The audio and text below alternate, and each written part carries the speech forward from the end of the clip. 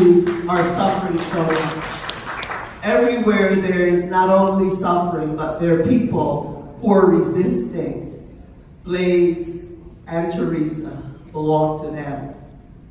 And that is also their value to KPFK, whether it is the suffering now going on in Yemen or in Palestine or anywhere there is suffering. And we also have to know, some people say, well, I listen to KPFK and I get kind of depressed about everything that's going on. But you know what? We have to know that everywhere there is suffering, there are people who are resisting. There are people who are standing up. There are people who are holding on to hope. So when you hear the stories of the suffering, your thoughts must go to those people on the ground who are resisting, who with love and who with strength and who with courage are standing up.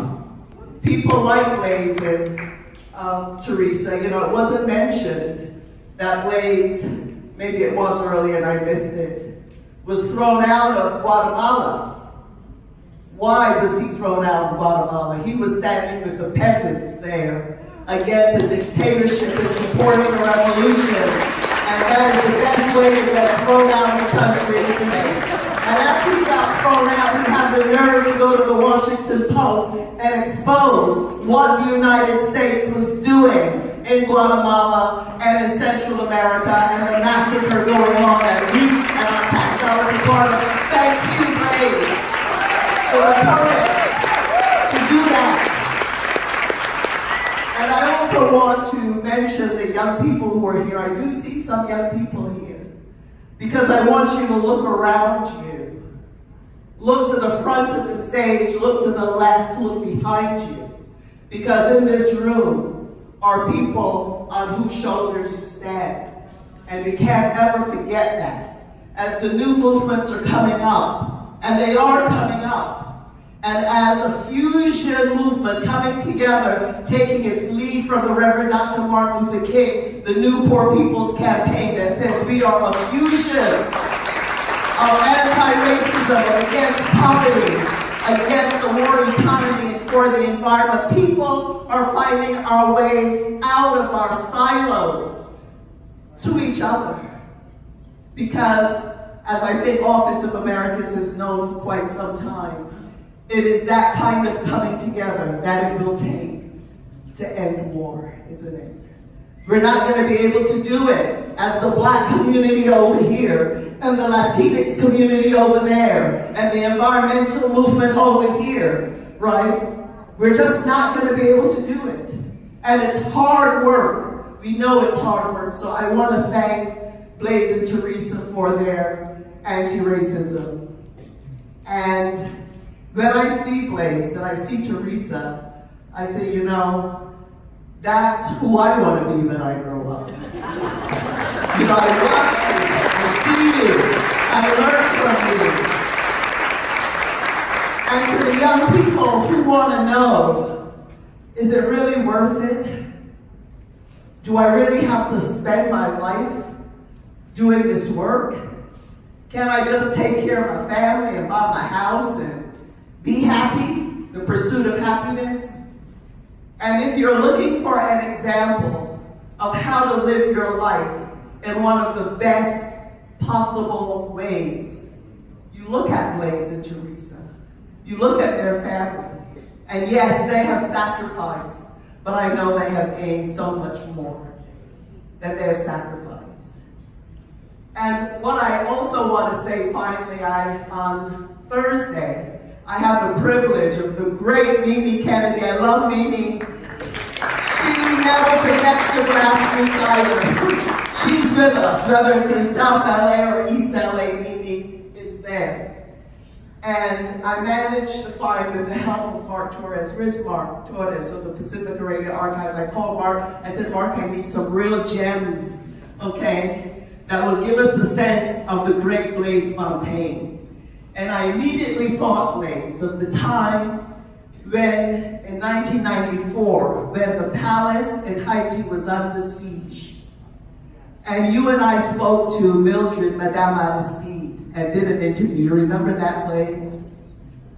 I mean, that was just amazing. And it was setting it up, the palace is under siege, you know, a coup may be happening at any moment. And Blase, without really a whole lot of preparation and research, Blase stepped in and knew exactly what to ask, exactly what to say. But you know what? The Aristides knew Blase. Because what I dug out from the Pacific Radio archives was an interview that Blase Bonpane did with a young father, Jean-Bertrand Aristide, when he was still a priest.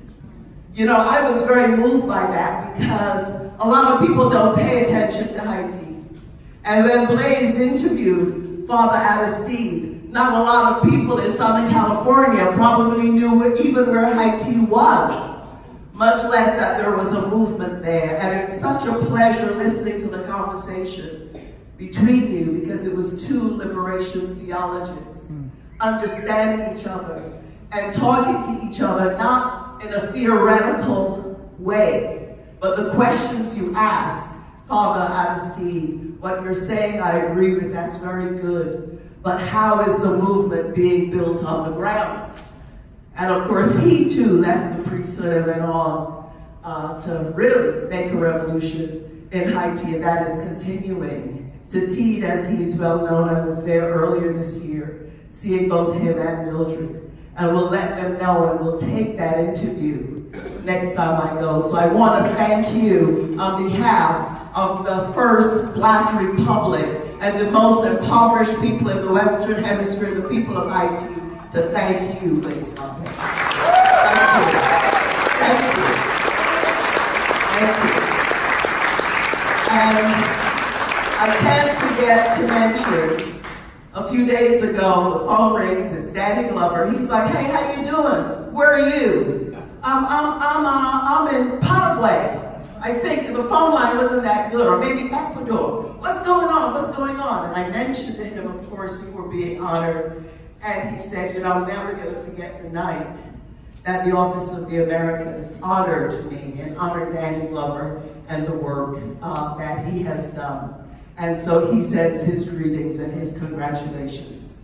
So thank all of you for being here. Thank the management of KPFK for having the foresight to organize this and for allowing me to get up here and say that KPFK, that Blase Bonpane isn't only for us at KPFK, and that he has been, and we're grateful for that.